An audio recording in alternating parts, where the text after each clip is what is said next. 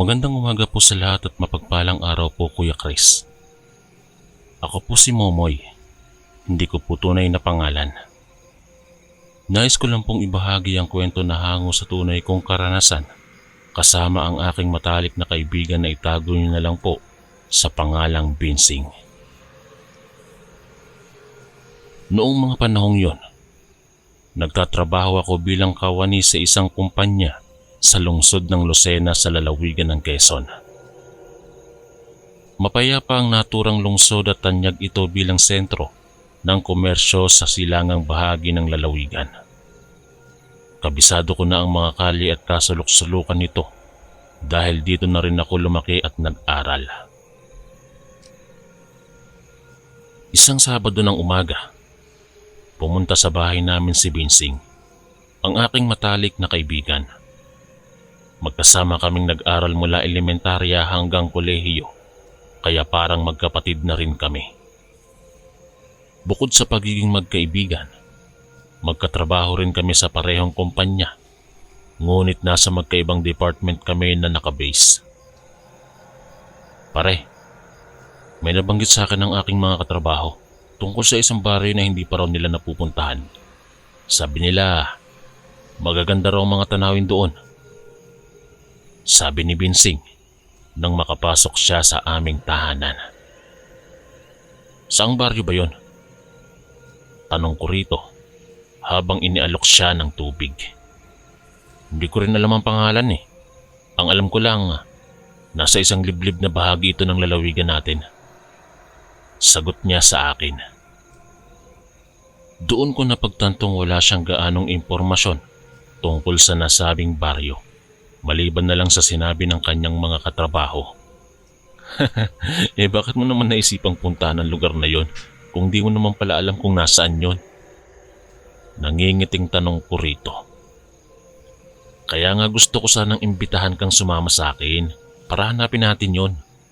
Para naman kasing sayang kung hindi natin makikita ang magagandang tanawin doon. Pilit nitong sabi. Sa totoo lang, wala naman akong balak na lumabas ng bahay ng Sabadong yon. Gusto ko sanang magpahinga lang matapos ang isang linggong pagsasakripisyo sa trabaho. Ngunit dahil matagal na ring hindi kami nagkasama ni Binsing, naisip kong pagbigyan na ang kanyang alok. Bukod pa roon, tama nga naman ang sinabi nito na para namang sayang kung hindi namin susubukan puntahan ang nasabing baryo. Ay, sige. Sasamahan na kita. Total, wala namang mawawala sa atin kung susubukan nating hanapin yun eh.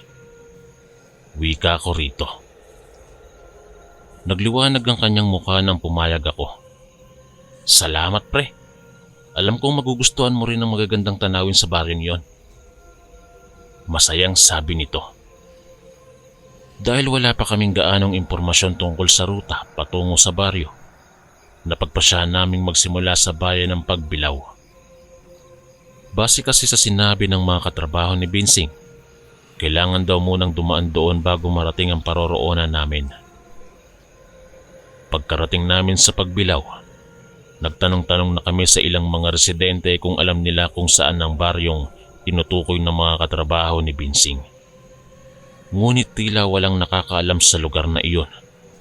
Nagtataka kami dahil ang laki na ng bayan ng Pagbilao, pero wala ni isa man lang ang nakakaalam sa baryo.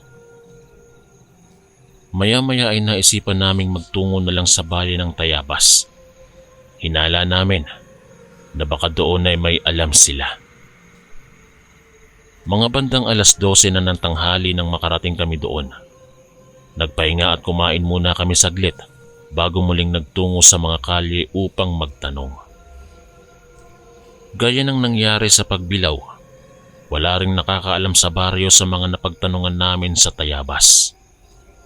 Bagaman kahit ganoon, may napansin akong kakaiba sa kanilang reaksyon tuwing babanggitin namin ang baryo. Para silang kinikilabutan sa tuwing naririnig ang salitang yon. Nakalaunan ay napag-alaman ko ang dahilan. Napagdesisyonan naming magpatuloy na lang sa paghahanap. Animoy may humihila sa amin na puntahan ang lugar kahit walang kwentang impormasyon ang aming nalalaman tungkol dito. Kung tutuusin, napapaisip na rin ako kung bakit ba kami sobrang gigil na makapunta roon, gayong wala naman kaming kakilala o anumang dahilan para bisitahin ito. Subalit naisip ko rin baka nga iba ang baryong tinutukoy ng mga katrabaho ni Binsing. Siguro nga maganda talaga doon, kaya patuloy kaming naglalakbay ng hindi sumusuko sa paghahanap nito. Pagkalipas ng halos 5 oras na walang tigil ng paghahanap, wala pa rin kaming nakukuhang impormasyon tungkol sa baryo. Napagdesisyonan na naming huminto sandali upang magpahinga at kumain. Nagtungo kami sa isang karinderya sa bayan ng Atimonan. Habang abala sa pagkain, bigla kong naalala na may nakatirang tiyahin sa bayan na yon, si Tia Sela, ang nakatatandang kapatid ng aking ina. Matagal ko na siyang hindi nakikita dahil sa layo ng tirahan namin. Dali-daling tinawagan ko siya gamit ang aking cellphone para batiin. Malagod naman niya akong binati nang malaman na ako ang tumatawag. Nagustuhan niyang napadaan kami sa Atimonan, kaya imbitado kaming dumalaw sa kanyang bahay. Matapos kumain, ay dumiretso na kami sa tirahan ni Tia Sela. Doon niya kami inalok ng masarap na putot kutsinta na siya mismo ang gumawa. Habang nagkukwentuhan, sinubukan kong itanong kung narinig na niya ang tungkol sa baryong aming hinahanap ni Binsing. Tiya, narinig mo na ba ang isang baryo na hindi pa raw napupuntahan pero magaganda raw ang mga tanawin doon? Maingat kong tanong sa kanya. Bigla siyang natahimik at tila nag-iisip. Baryo ba kamo? Anong lugar naman yon? Tugon niya. Yun nga ang problema eh. Hindi rin namin alam kung saan talaga ang baryong yun. Ang alam ko lang, maganda raw ang tanawin doon kaya gusto namin puntahan. Paliwanag ko rito. Maya-maya pa, ay seryosong nagsalita si Tia Sela. Kung baryong hindi ninyo gaanong kabisado, mag-ingat kayo roon. Maraming mga kwento tungkol sa mga malalayong baryo rito na pinupuntahan lang ng mga dayo at madalas hindi na sila nakakabalik. Kinilabutan ako sa sinabi niya. Hindi ko maiwasang makaramdam ng takot habang ipinapaliwanag niya sa amin ang mga kwentong kumakalat tungkol sa baryong iyon. Kaya kung ako sa inyo, humanap na lang kayo ng ibang pupuntahan. Delikado kasi na pumunta sa isang lugar na hindi nyo naman gaanong kabisado. Dagdag pa niya. Tila natauhan si Binsing sa mga salitang binitawan ni Tia Sela. Oo nga naman. Mukhang hindi magandang ideya na ituloy pa natin tong pagpunta roon kung ganun ang sitwasyon. Wika nito. Ngunit sa kabila ng babala, nanatiling matigas ang aking ulo. Imbis na matakot, lalo pang tumindi ang aking kuryosidad tungkol sa baryo. Hindi ko alam pero para bang may humihikayat sa akin na ituloy ang paghahanap dito. Parang naaakit ako ng lubusan na makita kung ano ba talaga ang lugar na ito at kung bakit ganoon na lamang ang epekto nito sa mga tao. Alam kong delikado pero gusto kong malaman kung ano ang misteryosong baryong ito.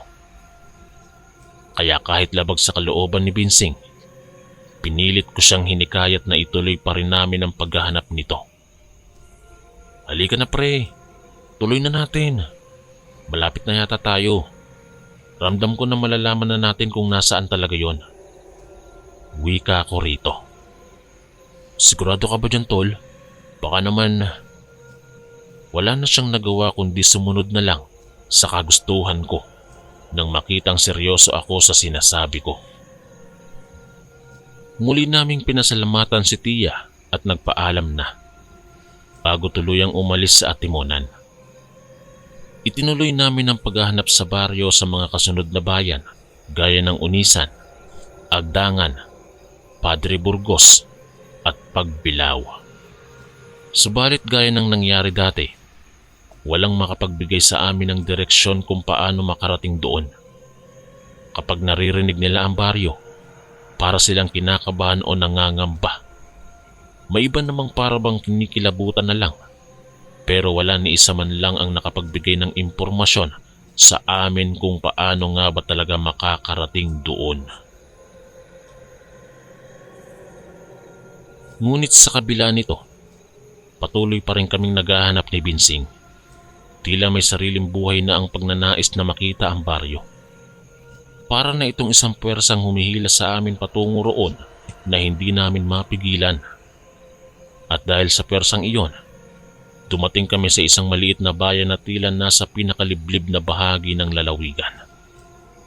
Hindi ko alam kung ano ang pangalan ng bayan, pero ang alam ko, kakaunti lang ang mga nakatira dito. Pagod na kami nang makarating sa bayang iyon, pero nagpasya pa rin kaming magtanong sa ilang residente roon.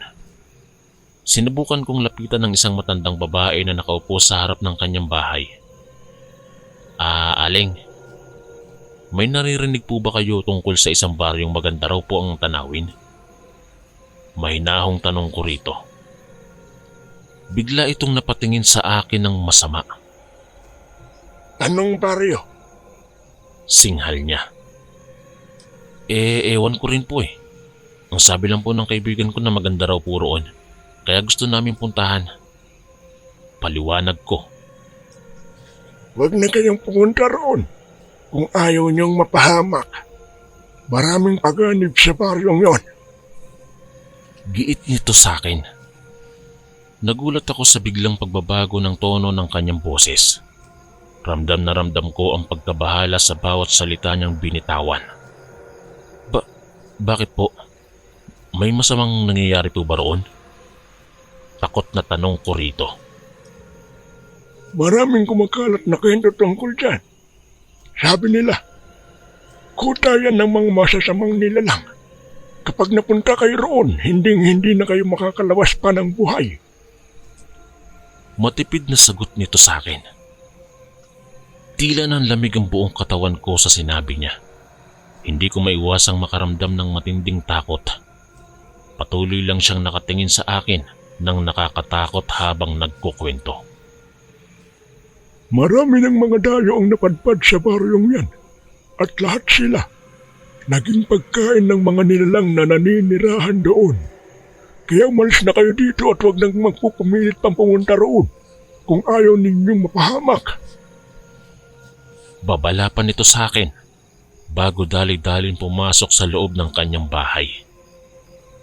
Nanginginig pa rin ang buong katawan ko habang pabalik sa kinaroroonan ni Binsing. Sinubukan kong ibahagi sa kanya ang sinabi sa akin ng matandang babae, ngunit ayaw niya akong paniwalaan. Imposible. Paano may mga ganyang nilalang doon? Baka nahuli lang ng alteprasyon ng matandang yon, kaya nag-hallucinate. Natatawang sabi nito. Pero pare, mukhang seryoso nga siya sa sinasabi niya eh.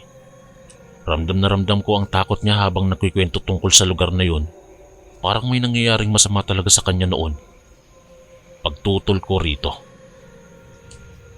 Subalit hindi niya ako pinansin at sa halip ay muling nagyaya na magpatuloy sa paghahanap. Malapit na tayo pre. Ramdam ko na. Tignan mo yung daan. Parang patungo na sa isang baryo. Halika na't puntahan na natin. Lapit na natin eh. Wika nito habang itinuturo ang daang tinutukoy. Sa kalagitnaan ng aming pagtatalo, may lumapit sa aming dalawa na mukhang residente rin ng bayan. Naririnig ko ang pinag-uusapan nyo tungkol sa isang baryo, tama? Kapag ang baryong hindi pa ninyo napupuntahan pero gusto nyong pumunta, mag-iingat kayo. Baka sa uli, hindi na kayo makabalik pa. Babala nito sa amin. Dahil dito, napaisip ulit si Binsing at tila napatunayan na may katotohanan nga ang sinasabi ng matandang babae at ng mga iba pang nagbabala sa amin. Alam mo pare, tama sila. Napakadelikado ng sitwasyon. Para na rin tayong papasok sa isang tulay na hindi natin alam kung may laman ba o wala. Wika niya sa akin. Pero sa kabila ng lahat ng babala at kahit na alam kong lubhang mapanganib, hindi ko pa rin magawang talikuran ng pagnanais na makita ang baryo. Sa halip, para akong lalong hinahamon na pumunta roon. Kaya't sa huli, napilitan na lang ulit sumunod si Binsing sa kagustuhan kong ituloy ang paglalakbay patungo sa paroroonan na iyon. Matapos ang halos 1 oras na biyahe mula sa bayan, narating din namin ang aming paroroonan. Kitang-kita namin ang baryo mula sa kinaroroonan namin. At tulad ng inaasahan, napakaganda ng tanawin mula roon. Kulay asul ang kalangitan at malinaw ang sapa. Luntian ng mga kabuntukan sa paligid. Para talagang isang mahiwagang lugar na sariling mundo. Tama nga ang sabi ng mga katrabaho ko, ang ganda talaga rito. Nasisiyahang wika ni Binsing. Hindi ko maikakaila na namangharin ako sa naghihintay na tanawin sa baryong iyon. Subalit sa kabila nito, may pakiramdam akong hindi maganda na biglang dumapo sa aking dibdib. Hindi ko maintindihan pero para akong may kaba na pumupuno sa akin habang patuloy kaming lumalapit sa baryo. Pagpasok namin sa baryo, napansin ko agad na tila walang tao roon. Walang makikitang residenteng naglalakad sa mga kalye o nagtatrabaho sa mga sakahan. Tahimik at tila misteryoso ang buong lugar. Bakit walang tao rito? Parang ghost town. Nagugulumihan ang tanong ni Binsing. Ewan ko rin, pero maganda nga talaga dito. Tignan mo parang nasa painting lang tayo. Sagot ko habang itinuturo ang malapastel na kulay ng kalangitan at kabundukan. Napagdesisyonan naming magpahinga muna sandali sa ilalim ng isang malaking puno dahil sa pagod na nararamdaman namin sa mahabang biyahe. Inilabas namin ang aming mga pagkaing dala at doon kumain. Habang abala kaming kumakain, bigla kaming napalingon sa isang ingay na narinig. Tila may mga tauhang paparating. Agad kaming napatayo at tumakbo palayo upang magtago. Hindi namin alam pero para kaming kinakabahan ng oras na iyon. Mula sa aming taguan, nakita naming isang grupo ng mga kalalakihan na pumasok sa baryo. Sa unang tingin pa lang, mukha na silang mapanganib. Matatalim ang tingin nila at may bitbit silang mga sandata. Maya-maya pa ay nagsalita ang isa. Nararamdaman kong may ibang tao rito. Siguradong may bagong huling napadpad dito. Napatigil kami pareho ni Binsing sa narinig. Hindi kami makapaniwala sa sinabi ng lalaki. Anong ibig sabihin niyang may bagong huling nandito? Hindi ko maiwasang mamuo ang takot sa aking kalooban. Makakatikim na naman tayo mamayang gabi. Natatawang sagot ng isa pang kalalakihan. Nanlalamig na ako sa naririnig habang naglalakad sila palayo. Hindi ako makapaniwala na ganito ang kalalabasan namin. Hindi ko alam kung ano man ang kanilang plano, pero sigurado akong hindi maganda ang mangyayari. Pagkalipas ng ilang minuto, nagdesisyon na kaming lumabas ni Binsing mula sa aming taguan at hanapin na ang daan palabas ng baryo. Gusto na naming umalis doon ng agaran. Subalit bago pa man kami makalayo, biglang may tumabig sa likod ko na ikinagulat ko. Napalingon ako at nakitang may isang kalalakihan na nakangising nakatayo roon na may dalang patalim. Saan kayo pupunta? Huwag nang magmadali at mag-enjoy lang dito. Nakakatakot na wika nito. Patawarin niyo po kami kung nagkamali man kami ng daan. Hindi rin namin sinasadyang mapadpad dito. Nanginginig kong sagot. Nako, delikado nga naman para sa inyo na nandito kayo. Alam ba ninyong ito ang baryo ng aming tribo? At lahat ng dayo rito ay nagiging pagkain namin. Mas nakakatakot pang sabi nito. Dahil sa sobrang takot, bigla akong nawalan ng malay. Ang huling natatandaan ko ay ang matandang babae at ang iba pang nagbabala sa amin tungkol sa mapanganib na baryong ito. Sana ay pinaalalahanan ko pa si Binsing tungkol dito bago kami pumunta. Nang magkamalay at nagising ako sa kalagitnaan ng gabi, nakaupo ako sa isang puno at nakatali ang aking mga kamay at paa. Sa tabi ko ay si Binsing na ganon din ang kalagayan.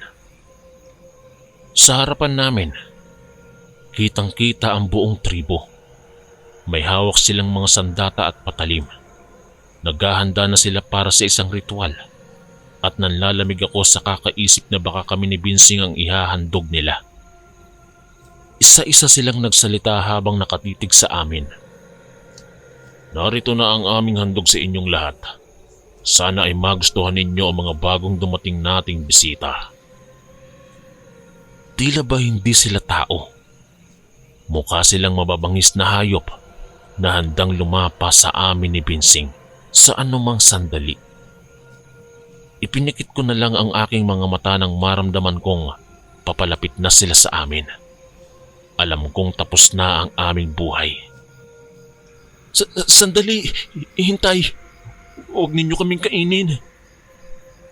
Pilit kong sambit nang mapansin kong papalapit na sila sa amin ni Binsing. Napatigil sila at napatingin sa akin. At bakit naman hindi namin kayo kakainin? Tanong ng isa sa kanila. Pwede po ba naming makuha ang inyong awa? Patawarin niyo po kami sa pagpasok namin dito nang walang pahintulot niyo. Hindi rin po namin alam na delikado pala dito. Nanginginig kong paliwanag. Tumawa lang ang isa ng malakas sa sinabi ko. Paano naman kami mabubuhay kung patatawarin lang namin kayo? Kailangan namin kayong kainin. Napalunok ako nang marinig ko yun. Hindi pala sila basta-basta magpapatawad. Mukhang tiyak na ang kamatayan naming dalawa ni Binsing. Nanginginig ako habang tumitingin sa mga matatalim nilang sandata. Pero paano naman po ang aming mga pamilya? Sino na ang mag-aalaga sa kanila kapag nawala kami? Tanong ko. Umaasa na mababago ang isip nila. Ngunit sa halip ay lalong lumakas ang halakhak nila. Anong pamilya ang sinasabi mo? Wala na kayong makikitang pamilya pagkatapos nito. Naiiyak na ako sa sobrang takot at lungkot. Hindi ko mapigilang isipin ng aking ina na mag-iisa na lang kapag nawala ako. Paano na ang kanyang mga gamot at pang-araw-araw na pangangailangan? Sino na ang mag-aalaga sa kanya? Nakita kong naiiyak na rin si Binsing sa tabi ko. Siguradong naisip na rin niya ang kapalaran ng kanyang sariling pamilya. Sabay kaming umiyak dahil alam naming pareho na wala ng pag-asang makaligtas pa kami. Maya-maya pa ay lumapit sa amin ang pinuno ng tribo. Tumahimik kayong dalawa dyan. Huwag na kayong umiyak. Sa halip, magpasalamat kayo dahil kayo ang aming pinili para ihandog sa aming mga ninuno. Habang papalapit ito, napansin ko na may tumumba sa kanyang bulsa. Mukhang isang Swiss knife iyon at bigla kong naisip na baka may pag-asa pang makaligtas kami kung makakamtan ko lang yon. Kaya kahit natatakot, pilit kong tinignan ng mga mata ng pinuno habang papalapit ito sa akin. Hinawakan niya ang aking baba at iniangat ang aking ulo upang pagmasdan ang aking muka. Lalong lumakas ang kabog ng aking dibdib. Sigurado akong masarap itong binata na ito. Malambot ang kanyang balat. Nakakaloka ang wika nito.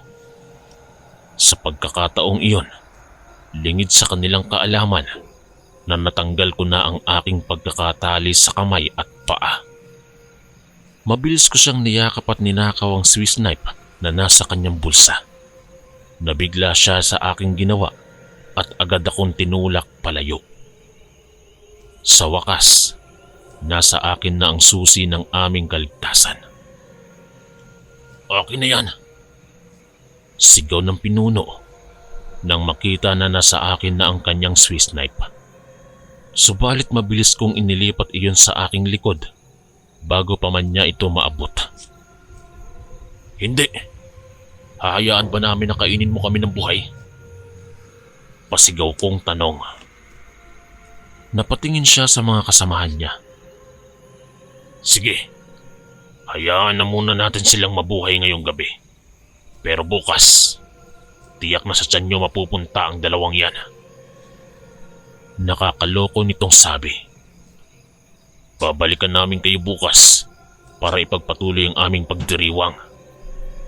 Nangingising sagot pa ng isa pang kalalakihan. Habang papalayo sila, dahan-dahan kong tinanggal ang tali sa mga kamay at paa ni Binsing gamit ang Swiss knife. Halika na pre, tumakbo na tayo rito. Umalis na tayo. Pulong ko rito. Tumakbo kaming palabas ng baryo patungo kung nasaan ang aming mga motorsiklo. Umaasang nandoon pa yon. Napansin kaming tumatakbo ng mga kalalakihan kaya't sumigaw sila. Narinig namin ang malalakas nilang hiyaw habang tumatakbo kami ng matulin patungo sa kinaroroonan ng aming mga motorsiklo. Salamat sa Diyos dahil nandoon pa nga iyon. Sa sobrang takot at desperado na kaming makaalis, muntik na kaming bumangga sa pagmamadali naming pinaandarang makina. Bumilis ang tibok ng puso ko habang papalayo kami. Naririnig pa rin namin ang sigaw ng mga kalalakihan sa likod namin. Lalo lang naming binilisan ni Binsing ang pagtakbo. Buti na lang at mabilis kaming nakaalis sa baryo bago pa kami maabutan ng mga yon. Matapos ang ilang minuto, nawala na rin sa paningin at pandinig namin ng mga kalalakihang humahabol sa amin. Makalipas ang halos isang oras, nakalabas na rin kami sa baryo at nasa kalagitnaan na ng kagubatan. Huminto muna kami saglit upang makahinga at magtungo na sa susunod na bayan. Salamat at nakaligtas tayo doon pare. Akala ko talaga hindi na tayo makakalabas ng buhay doon eh. Nanginginig kong wika kay Binsing. Oo nga, buti na lang at napansin mo yung Swiss knife na yon. Kung hindi, tiyak na pagkaing handog na talaga tayo sa tribong yon sa kanilang mga ninuno. Sagot nito habang nanginginig din ang boses. Sa wakas ay nakalabas na kami ng baryo at patungo na sa susunod na bayan kung saan namin ipaparada ang aming mga motorsiklo. Patuloy pa rin kaming nanginginig ni Binsing sa nangyari. Hindi makapaniwala ang aming mga sarili na nakaligtas kami sa kamay ng mga taong iyon.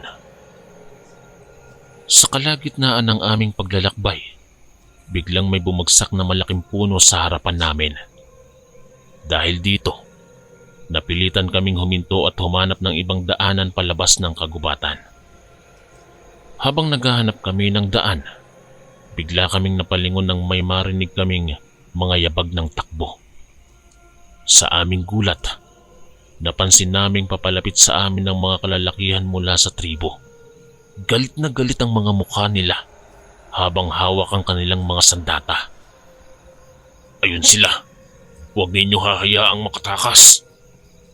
Sambit ng isa habang itinuturo kami ng galit. Dali-dali naming binilisan ni Binsing ang pagtakbo gamit ang aming mga motorsiklo. Subalit tila mas mabilis sila kaysa sa amin dahil unti-unti na nila kaming nalalapitan. Isang bagsak lang ng patalim namin sa likod nyo. Magiging handog na kayo sa aming mga ninuno. Banta ng pinuno habang nakangising umaalsa ang mga sandata nila.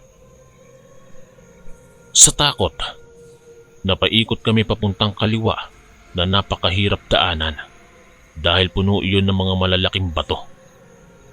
Pero wala na kaming magagawa kung hindi ang magpatuloy sa pagmamaneho sa napipilitang daan na iyon. Mabuti na lang at dahil sa mapanganib na daan, napilitang huminto ang mga kalalakihan sa paghabol sa amin. Subalit patuloy pa rin silang nangungutya at nang iinsulto. Magtago lang kayo dyan. Pag nahuli kayo namin, Napakahabang kahihiyan at kasakitan ang naghihintay sa inyo bago namin kayo isakripisyo. Mas lalong nakakatakot na banta nila. Dahil doon, lalo lang naming iginiit ang pagtakbo hanggang marating ang daang nagdadala palabas ng kagubatan. Sa wakas, nakawala na rin kami at napalitan ng konkreto ang putikang lupa. Huminga kami ng maluwag nang makitang nagawa na namin silang talikuran. Pero alam naming mas delikado pa rin na bumalik sa baryong iyon dahil tiyak na hinihintay lang nila kaming maipit ulit. Nagpatuloy lang kami sa pagmamaneho patungo sa bayan kung saan ipaparada na namin ang aming mga motorsiklo at saka uuwi na. Hindi na namin balak pang bumalik pa sa nakakatakot na baryo. Pagod na pagod kaming nakauwi ni na Vincent, ngunit nagpapasalamat din kami dahil nakaligtas kami sa pinakamalupit na karanasan sa aming buhay. Hindi makapaniwala ang aming mga magulang sa kwento namin tungkol sa nangyari. Naku, sinasabi ko na nga ba sa inyo na huwag kayong pupunta sa lugar na hindi nyo kabisado. Buti na lang at nakauwi kayong buhay. Sabi ng aking ina habang niyayakap ako ng mahigpit. Oo nga po, Nay. Salamat po talaga at nagising ako sa katotohanan bago pa mahuli ang lahat. Kung hindi dahil sa inyo, malamang patay na kami ni Binsing ngayon. Sagot ko rito. Ikinuwento ko rin kay Tia Sela ang nangyari nang tawagan ko siya kinabukasan. Siya na mismo ang nagdala sa akin sa baryo noon, pero hindi ko sinabi kung saang parte iyon para hindi na magkagusto pang pumunta roon ang kahit na sino. Naku iho, salamat at nakaligtas kayo sa mga taong yon. At mabuti na lang din, hindi ko alam kung saang parte ng lalawigang nandoon ang baryong yon. Baka may makapunta pang iba roon at hindi na makabalik. Nako, nakakatakot. Nanginginig pa ring boses ni Tia Sela sa kabilang linya. Tinawagan ko rin ang matandang babae na una kong nakausap tungkol sa baryo. Ang pinakaunang nagbabala sa amin tungkol sa mapanganib na lugar na yon. Buti na nga lang at naligtas kayo. Kung hindi, malamang hinahanap na lang kayo ngayon ng inyong mga mahal sa buhay. Sana ay matuto na kayo sa nangyaring ito. Maikling wika lang nito bago ibaba ang telepono. Hinding-hindi na kami babalik pa sa baryong iyon kahit kailan. At hinding-hindi na rin namin kakalimutan ang pinakamalupit na karanasang dumapo sa aming buhay na muntik nang makuha ang aming mga hininga kung hindi dahil sa Diyos na nagligtas sa amin. Hanggang dito na lang po ang aking kwento, Kuya Chris. Marami pong salamat sa pagbasa nito at sa mga nakinig. Ang inyong kaistorya, Momoy. Maraming salamat po mga kaistorya sa pakikinig. At kita-kits po ulit bukas para sa isa na namang nakakatakot na kwento. Ito po si Kuya Chris, ang inyong kaistorya. God bless po at ingat po lagi.